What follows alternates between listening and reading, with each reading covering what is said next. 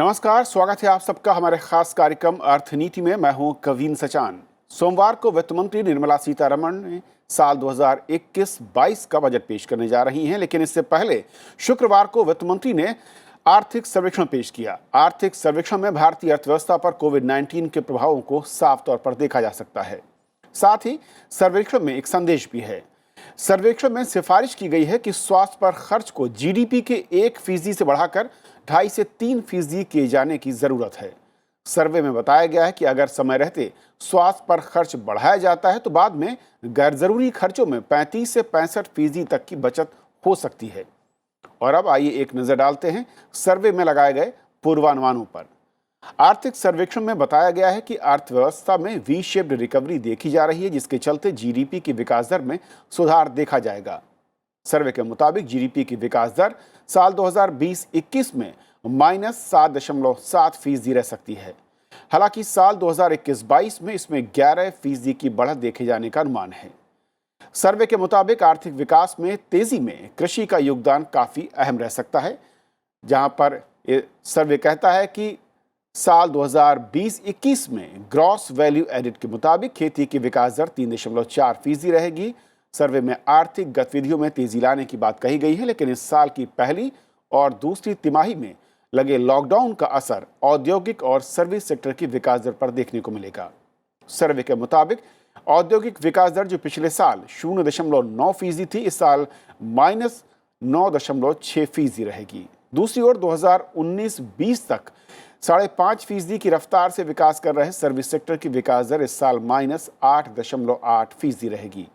कोविड-19 के बावजूद इस साल अर्थव्यवस्था में कई सकारात्मक संकेत देखने को मिले हैं, जैसे 17 वर्षों बाद करंट अकाउंट सरप्लस की स्थिति पैदा हो रही है। ये स्थिति सर्विस के ज्यादा निर्यात और कम आयात से पैदा हुई है और इसके साथ ही भारत में सीधे विदेशी निवेश में बढ़त भी देखने को मिली है। साल 2019-20 में यह करीब $50 बिलियन रहा, जबकि 2018-19 में $44.37 बिलियन। और इस वित्त वर्ष यानी 2020-21 में अप्रैल से सितंबर के दौरान भारत में $30 बिलियन का निवेश आया। इसके साथ ही सर्वे में सरकार के लिए कुछ सुझाव भी दिए गए हैं, जिसमें बताया गया है कि जब अर्थव्यवस्था में सुधार के संकेत दिखाई देने लगे तो समय के साथ नियमों में ढील देनी होगी और उन्हें वर्षों खींचने की जरूरत नहीं है। सरकार को अपनी संपत्ति की गुणवत्ता की जांच यानी एसेट क्वालिटी रिव्यू भी करना होगा और कर्ज की उगाही के लिए कानूनी ढांचे को मजबूत बनाना होगा। तो आज अर्थनीति में हम समझेंगे कि आर्थिक सर्वेक्षण क्या इशारा कर रहा है और भविष्य के लिए क्या सुझाव दे रहा है। हमारे साथ दो खास मेहमान आज इस चर्चा में जुड़ रहे हैं। हमारे साथ डॉक्टर ज्योत्सना झा हैं, जो कि डायरेक्टर हैं centre for budget and policy studies Bengaluru से। आपका स्वागत है मैम। और हमारे दूसरे खास मेहमान दीपशिखा सिकरवार हैं, सीनियर एडिटर हैं इकोनॉमिक टाइम्स से। दीपशिखा, आपका भी बहुत बहुत स्वागत है। शुरुआत में डॉक्टर ज्योत्सना जी आपसे करना चाहूँगा कि अगर हम इकोनॉमिक सर्वे आर्थिक सर्वेक्षण को देखें तो मोटे तौर पर जो जीडीपी के संकुचन की बात दिख रही है कोरोना काल के चलते, और उसके बाद की स्थिति, किस तरीके से आप इन नंबर्स को, इन आंकड़ों को देखती हैं? जो पूर्वानुमान है वो आपको लगता है कि कितना सटीक दिशा में नजर आता है? हेलो। जी। मुझे मेरे ख्याल से जो पूर्वानुमान है वो सही दिशा में है, लेकिन मेरा ख्याल है कि जो कॉन्ट्रैक्शन की बात है, संकुचन की बात है, वो भी थोड़ा ज़्यादा ऑप्टिमिस्टिक है। और जो आने वाले साल के लिए बढ़ोतरी की बात है, वो भी ज़्यादा ऑप्टिमिस्टिक है। अभी हम लोगों ने एक डिटेल्ड सेक्टर वाइज़ एनालिसिस किया है एक स्टेट का और छत्तीसगढ़ का, और हमें हमारे एस्टिमेट के हिसाब से जो मोस्ट रियलिस्टिक एस्टिमेट आ रहा है वहाँ का, वो 10% है और वो पूरे भारत से बेहतर होना चाहिए। उसका मतलब है कम होना चाहिए, क्योंकि वहाँ एग्रीकल्चर और कोर सेक्टर्स पे ज़्यादा डिपेंडेंस है। तो हमारे ख्याल से 7.7% कॉन्ट्रैक्शन की जो बात हो रही है जीएसडीपी में, वो शायद ज़्यादा ऑप्टिमिस्टिक है और सचमुच में लगभग 10% शायद छू दे कॉन्ट्रैक्शन। उसी तरह से जो बढ़ोतरी की बात है, हालाँकि वो लो बेस पर है और इसलिए हो सकता है कि वो पहुँच जाए, या इस पर भी निर्भर करता है कि संकुचन कितना होगा तो आगे बढ़ोतरी कितनी होगी। लेकिन वो भी शायद 7-8% ज़्यादा रियलिस्टिक होगा। अगर संकुचन ज़्यादा होता है तो हो सकता है कि फिर बढ़ोतरी भी ज़्यादा परसेंट के टर्म्स में हो जाए। मैम आपने कहा कि लो बेस, मैं दर्शकों के नज़रिए से थोड़ा समझना चाहूँगा कि ये लो बेस या हाई बेस जो है ये असल में है क्या, और जब हम इसको पैमाने पर नापते हैं तो उसे किस तरीके से हम देखते हैं? नहीं, ये जो 11% बढ़ोतरी की बात हो रही है आने वाले साल के लिए, हुँ, वो इस 7.7% संकुचन के बाद पर हो रही है। वो जो वी शेप की बात है। तो हुँ, जब आप बहुत नीचे आते हैं और तब बढ़ते हैं तो आपके ग्रोथ की गति ज़्यादा हो सकती है। तो इसीलिए वो लो बेस की बात है। जब आप नीचे ज़्यादा आ रहे हैं तो वो लो बेस हो रहा है। और वहीं पे मुझे लग रहा है कि ये वी जो है, ये बावजूद कि ये वी है, मुझे लग रहा है कि ये दोनों ये थोड़ा इस तरह का होगा और ये शायद और भी ज़्यादा सीधा हो जाए। तो जो स्लोप है, उस दोनों में मुझे लग रहा है कि ये ज़्यादा ऑप्टिमिज़्म दिखा रहे हैं और स्लोप शायद इस तरफ बदलेगा और ये शायद ज़्यादा सीधे स्लोप की तरफ जाएगा। इसके पीछे कोई ख़ास वजह जो आपका आकलन है, जो आप कह रही हैं कि उस तरह की उम्मीद नज़र नहीं आती है, बाकी किसी एक राज्य के आंकड़े के आधार पर? नहीं, सिर्फ़ एक राज्य के आंकड़े के आधार पर नहीं, जो हम लोगों ने बाकी भी काफ़ी जो डेटा सब जगह से आ रहे हैं, हुँ, अभी भी जो हमारा सेकंड क्वार्टर का डेटा है, एक तो हमारे बहुत सारे डेटा जो हैं वो फॉर्मल इकोनॉमी के डेटा हैं जो जल्दी आ सकते हैं। अभी जो हमारे पास बहुत सारा इस साल का डेटा आ चुका है राष्ट्र के स्तर पे, जी, वो फॉर्मल इकोनॉमी का डेटा ज़्यादा है और हमारे अर्थव्यवस्था में इनफॉर्मल इकोनॉमी का हिस्सा ज़्यादा है। तो उसका पूरा इम्पैक्ट समझने में समय लगता है, इसलिए उसका डेटा अभी हमारे पास कम है और उस पर कोविड का और कोविड के पहले की स्थितियों का डिमोनेटाइज़ेशन के समय से अगर हम देखें, तो ज़्यादा असर पड़ा है, ज़्यादा बुरा असर पड़ा है। कोविड का भी असर उस पर काफ़ी पड़ा है। तो उस वजह से मेरा आकलन है कि ख़ास करके अगर हम सर्विस सेक्टर की तरफ देखें हुँ, जहाँ पे ज़्यादा डिपेंडेंस है जिन राज्यों में अ, तो शायद ये आकलन मुझे ऑप्टिमिस्टिक लगता है। ओके। दीपशिखा, आपकी राय क्या है अगर हम आर्थिक सर्वेक्षण में जो पूर्वानुमान जताया गया है, और जैसा कि डॉक्टर ज्योत्सना कह रही हैं कि उनके जो आंकड़े हैं या जो उनकी रिसर्च है, वो इशारा थोड़ा-सा इसे डिफरेंट कर रही हैं?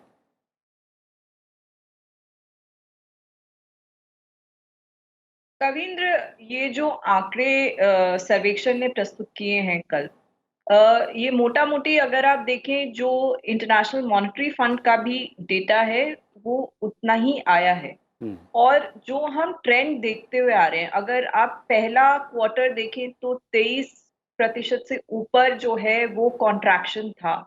दूसरे क्वार्टर में 7 7.7% कॉन्ट्रैक्शन रहा है। और तो अगर आप ट्रेंड लाइन देखें, जो हमारे यहाँ रिकवरी आई है वो बहुत तेजी से रिकवरी आई है। तो जो आर्थिक सर्वेक्षण बात कर रहा है एक वी शेप रिकवरी की। और अगर आप आंकड़े देखें जो कि खासतौर से फेस्टिवल सीजन के बाद आने शुरू हुए हैं अक्टूबर के बाद, तो ऑटोमोबाइल सेक्टर है या कंज्यूमर ड्यूरेबल सेक्टर है, इन इन कुछ सेक्टर्स ने बहुत अच्छा परफॉर्मेंस दिया है। पूरी इकोनॉमी बहुत अच्छा नहीं कर रही है और ये सर्वेक्षण भी मान रहा है। खासतौर से अगर आप देखें कि जो सर्विसेज सेक्टर है वो अभी भी उसको बहुत बड़ा हिट है कोविड की वजह से। लेकिन ऐसा उम्मीद किया जा रहा है कि अगले साल वैक्सीन जो है वो लगना शुरू हो गई है। और अगर आप देखें कि केसेस की संख्या भी जो है वो भी कम होती जा रही है। तो उससे उम्मीद की जा रही है कि सर्विसेज सेक्टर का परफॉर्मेंस भी बेहतर होगा। तो मुझे और दूसरा चीज है कि अगले साल का जो आंकड़ा है 11% का, वो जैसा कि ज्योत्सना जी ने कहा एक लो बेस पे लिया गया है। तो जब बेस इतना गिर गया है तो उसके बाद एक जब ग्रोथ आ रही है तो अगर आप आंकड़े देखें तो ये एक मैकेनिकल कैलकुलेशन है, वो जंप आना ही है। हुँ, अ, पर हाँ, एक अर्थव्यवस्था में रिकवरी बहुत तेजी से हुई है, ऐसी उम्मीद नहीं की जा रही थी। अगर आप देखें कि जो विशेषज्ञ हैं, उन्होंने भी जो आंकड़े पहले दिए थे कॉन्ट्रैक्शन के कि कितना कॉन्ट्रैक्शन हो गया, सबने अपने आंकड़े जो है घटाए हैं। लेटेस्ट जो आईएमएफ का आया है आंकड़ा, आईएमएफ ने भी अपना आंकड़ा जो है वो इम्प्रूव किया है। जो उन्होंने उम्मीद किया था कि 10.5 10.27% के करीब कॉन्ट्रैक्शन होगा, उसको उन्होंने कम किया है। तो जाहिर सी बात है कि जो रिकवरी हमने देखी है उस हिसाब से अर्थव्यवस्था जो है बहुत लग रहा है कि बाहर निकल रही है, जो एक झटका पैंडेमिक ने दिया था उसको। तो मैं इसको लेकर के मतलब I will agree with economic survey with its okay optimism. Okay doctor Jyotsna, अब मैं अगले पॉइंट पर आता हूँ कि अगर इस इकोनॉमिक सर्वे को देखें और जो स्ट्रेंथ और वीकनेसेस की बात मैं कहूँ कि वो सेक्टर जिन्होंने पूरा का पूरे इस अगर हम गिरावट को देखें लीड करते हुए सेक्टर नज़र आए हैं, वो चैलेंज क्या दिखता है? और दूसरी तरफ वो सेक्टर जिन्होंने संभाला है, जो भी मैं कहूँ कि थोड़ी सी मजबूती आई है, उसके पीछे जिन सेक्टर्स का रोल है उसे कैसे देखा जाए? एक तो एग्रीकल्चर ने बड़ा रोल प्ले किया है और जैसे एक और बात इससे पहले कि सेक्टर पे जाएं, जैसे अक्टूबर के महीने में आप अगर देखेंगे दिवाली के आसपास हर साल एक उछाल आता है कई चीजों में, रेवेन्यू कलेक्शन में, क्योंकि आपका जीएसटी के कलेक्शंस में, तो फेस्टिवल्स का एक मोमेंटरी इम्पैक्ट होता है और वो मतलब कोविड के बावजूद रहा है इस साल। लेकिन वो हर साल आता है, इसीलिए उसको हम एक परमानेंट ट्रेंड की तरह से नहीं देख सकते। क्या ज्योत्सना जी, जो एक तो वो दिसंबर बात। में जो दूसरी जीएसटी बात का कि कलेक्शन रिकॉर्ड हुआ 1 लाख के ऊपर, उसके पीछे यही रीजन है कि हर साल ये ट्रेंड दिखता है, उसके बाद उसमें अब चिंता बढ़ देखिए, सकती है? वाइज अगर आप कलेक्शंस देखेंगे हम्म, तो जिस महीने दिवाली होती है उस महीने कलेक्शंस हर साल बढ़ते हैं, तो वो एक इम्पॉर्टेंट चीज है ओके मद्देनजर रखने के लिए। और सेक्टर्स की बात है तो एग्रीकल्चर ने बहुत ही महत्वपूर्ण रोल अदा किया है और उसमें हमें मानना चाहिए कि एक अच्छी बात ये रही कि जहां हमारे सामने ये आपदा आई और इसको अगर प्राकृतिक ना माने तो कम से कम हमें बाकी चीजों का, बुरी चीजों का सामना नहीं करना पड़ा और उससे हमारा जो क्रॉप बम्पर क्रॉप ने रोल किया है। इवन से फॉर एग्जांपल ऑटोमोबाइल रिसर्जेंस में उसका उसका रोल रहा है।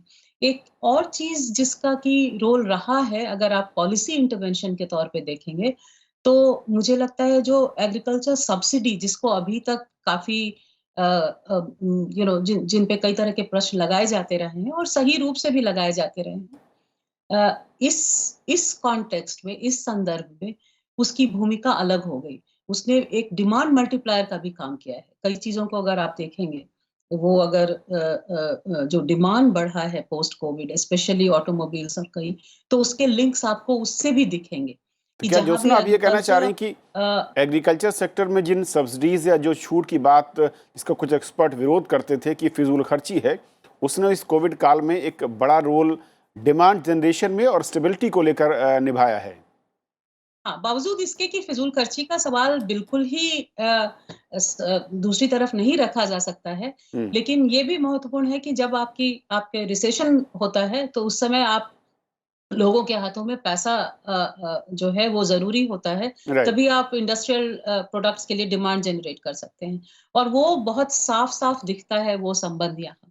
तो वो हमें बहुत ही इम्पोर्टेंट महत्वपूर्ण चीज है सामने, और जितना भी आपका डिस्ट्रीब्यूशन बेहतर होगा और खास करके इस इकोनॉमिक सर्वे को देखें तो उसने एक ग्रोथ वर्सेस इनइक्वालिटी के डिबेट पे वो गए हैं और ये डिबेट पुराना है और हमारे जैसे जो डिसिप्लिन इकोनॉमिक्स अर्थशास्त्र में वो पुराना डिबेट है और वो पिछले दिनों बहुत ही महत्वपूर्ण रहा है, रिसर्च हुआ है अभी इस दशक में। और तो उसमें दो बातें कहने की जरूरत है। एक तो ग्रोथ जरूरी है, ग्रोथ के बिना कुछ नहीं हो सकता, तो ग्रोथ महत्वपूर्ण है, लेकिन सिर्फ ग्रोथ जो है वो बाकी हर चीजों का उत्तर दे सकता है, वह सही नहीं है। ओके। और हालांकि ये पूरी तरह से ये नहीं कहता है, लेकिन ये आर्ग्यूमेंट कि अगर हम सिर्फ ग्रोथ पे फोकस करें तो हमारा जितना भी इनइक्वालिटी रिलेटेड क्वेश्चंस हैं या गरीबी रिलेटेड भी क्वेश्चंस है, वो सॉल्व हो जाएँगे। वो पूरी तरह से सहमत नहीं हो सकती। जी, ज्योत्सना, जो आपका ने बहुत महत्वपूर्ण पॉइंट है दीपशिका, एग्रीकल्चर ने जिस तरीके से सपोर्ट दिया और कोविड काल में उसके बाद हमने देखा उसका सबसे बड़ा रोल रहा है, चाहे वो डिमांड जनरेशन को लेकर हो या जो दूसरी एक बड़ी आशंकाएं दुनिया के कई देशों में दिखी हैं, उससे हमें बचाया है।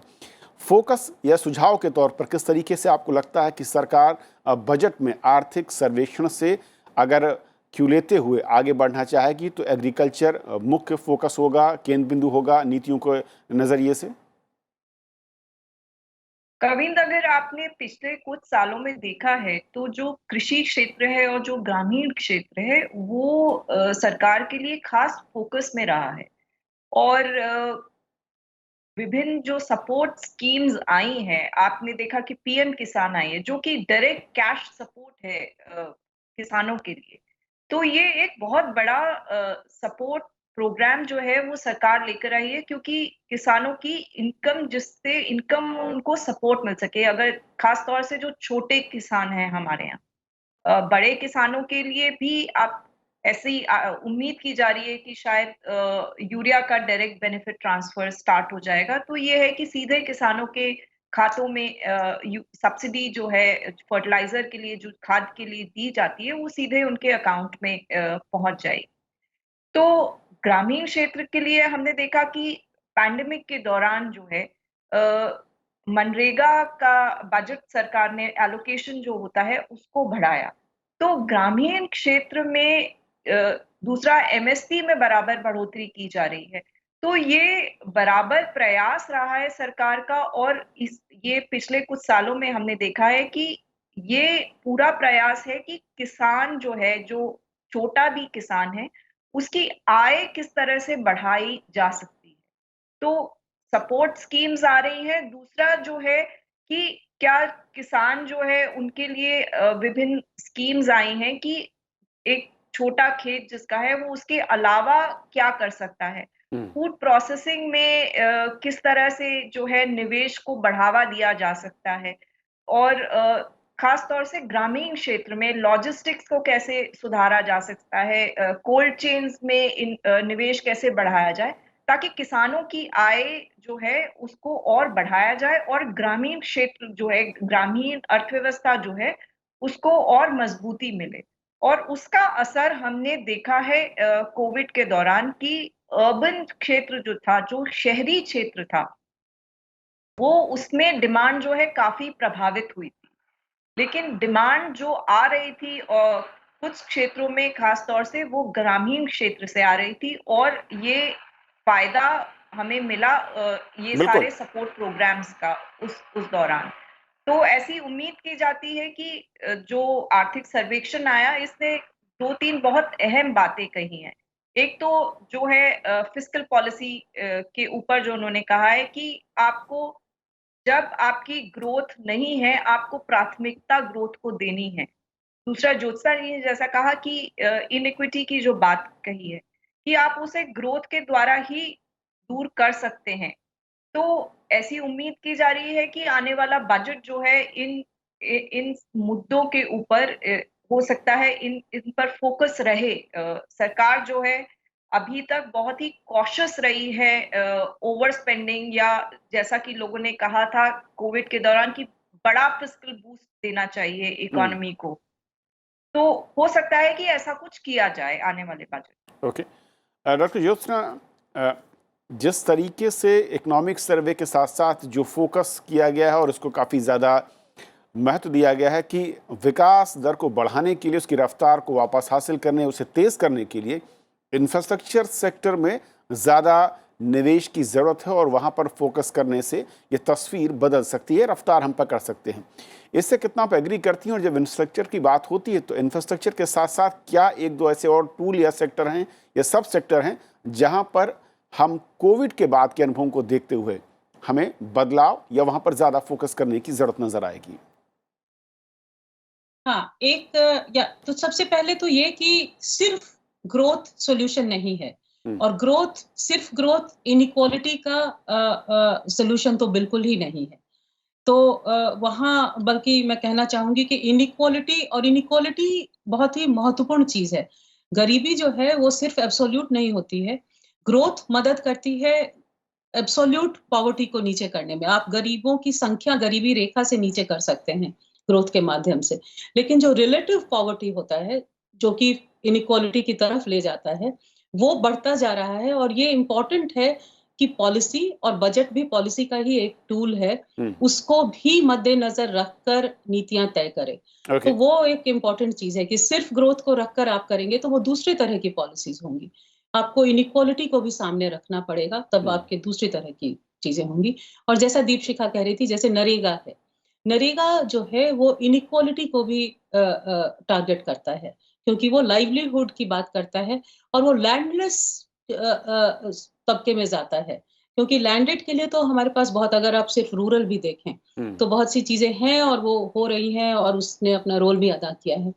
लैंडलेस की तरफ देखें, जहाँ पे कि डिस्ट्रेस बहुत ज्यादा है, जो असल प्रभाव पड़ता है, जहाँ आपके सारी चीजें आ जाती हैं, जहाँ आपके एक्चुअली हम लोगों ने जो कुछ सर्वेस किए हैं तो लगभग 10% लोगों ने हंगर की भी बात की है, भूखे रहने की भी बात की है, और कम खाने या दूसरे तरह का खाना खाने की बात तो बहुत आई है। तो इसलिए नरेगा बहुत इम्पोर्टेंट सेक्टर हो जाता है, बहुत इम्पोर्टेंट। अब आप, और नरेगा जो है वो एक प्रोडक्टिव एसेट्स में बदल सकता है, उससे आप इंफ्रास्ट्रक्चर पे आते हैं। इंफ्रास्ट्रक्चर जो सेक्टर जैसे हम डिफाइन करते हैं उसमें वो भले ना आए, लेकिन रूरल इंफ्रास्ट्रक्चर में नरेगा बहुत तरह से मदद कर सकता है।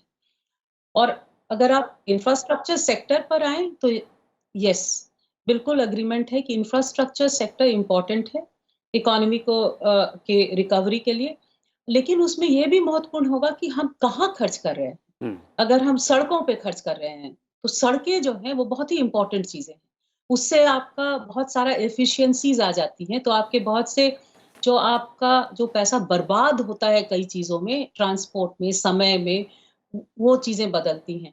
मोबिलिटी बढ़ती है तो उससे लोगों के लाइवलीहुड में, एम्प्लॉयमेंट में, शिक्षा में, स्वास्थ्य में, सभी चीजों में फर्क आता है।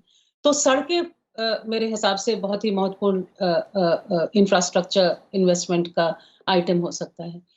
और दूसरा कि अगर शहरी क्षेत्र में नरेगा की बात कई लोगों ने की है और अगर सरकार उस तरह का कोई प्रोग्राम लेकर आता है तो उसमें इंफ्रास्ट्रक्चर लिंकेजेस होनी चाहिए। फॉर एग्जांपल सैनिटेशन का, सॉलिड वेस्ट मैनेजमेंट का, तो कई तरह की चीजें हैं जो आप 2-3 अलग-अलग ऑब्जेक्टिव्स को सामने रखकर ऐसी नीतियां तय कर सकते हैं जो आपको ग्रोथ की दिशा में भी ले जाए और बराबरी को भी बढ़ावा दे। एक और महत्वपूर्ण जो सुझाव इसमें दिखता, मैं आखिर में उसमें चाहूँगा आप दोनों की राय, दीपशिखा, कि हेल्थ सेक्टर को लेकर काफ़ी ज़्यादा कंसर्न शो किया गया है और जो हम देखते रहे और काफ़ी एक्सपर्ट हेल्थ से रिलेटेड जो लोग हैं उसकी मांग करते रहे कि जो इसकी हिस्सेदारी है, जो खर्च है सरकारों की ओर से, काफ़ी कम है, हमारी जो ज़रूरतें हैं और जो जनसंख्या है, इसे कैसे आप देखती हैं? और जब 3% के एक ब्रैकेट की बात हो रही है उसके करीब पहुंचने के लिए, ये कितना बड़ा चैलेंज दिखता है न सिर्फ सेंटर के लिए बल्कि स्टेट गवर्नमेंट्स के लिए भी? बहुत ज़्यादा देखिए, हेल्थ क्षेत्र को में स्पेंडिंग ज़्यादा होनी चाहिए, ये हम बहुत वर्षों से सुनते आ रहे हैं, बहुत एक्सपर्ट्स जो हैं इस चीज़ के बारे में बोलते आ रहे हैं। लेकिन हेल्थ में स्पेंडिंग जो है वो कितनी अहम है, हेल्थ इंफ्रास्ट्रक्चर पूरे देश में कितना अहम है, ये हमें कोविड के समय में सारे पॉलिसी मेकर्स जो हैं और विशेषज्ञ हैं, ये इसने कोविड ने सामने कर दिया कि हेल्थ को जो अभी तक हम लोग निग्लेक्ट करते आ रहे थे, वो अब और नहीं कर सकते हैं। हमें हेल्थ इंफ्रास्ट्रक्चर को बढ़ाना ही होगा। तो जो खर्च हम हेल्थ पर नहीं करते हुए आ रहे हैं, उसके लिए हमें नए मीन्स जुटाने पड़ेंगे। चाहे आप हेल्थ कोविड बॉन्ड्स लेकर आएँ या आप सेस लगाएँ, कर लगाएँ कोई नए तरह का। लेकिन आप अब जो है हेल्थ इंफ्रास्ट्रक्चर जिस तरह का हमें चाहिए, क्योंकि कोविड जो है वो एक पैंडेमिक था। लेकिन हमें अब आगे के लिए, भविष्य के लिए तैयार रहना है कि अगर ऐसी कोई इमरजेंसी आती है, तो पूरा देश किस तरह से उसका सामना कर सकता है। बिल्कुल। उसको सामना करने का इंफ्रास्ट्रक्चर अब रेडी चाहिए, कि ये नहीं हो कि जब कोई ऐसा इमरजेंसी आए हम तब उस इंफ्रास्ट्रक्चर को खड़ा करने जाएं।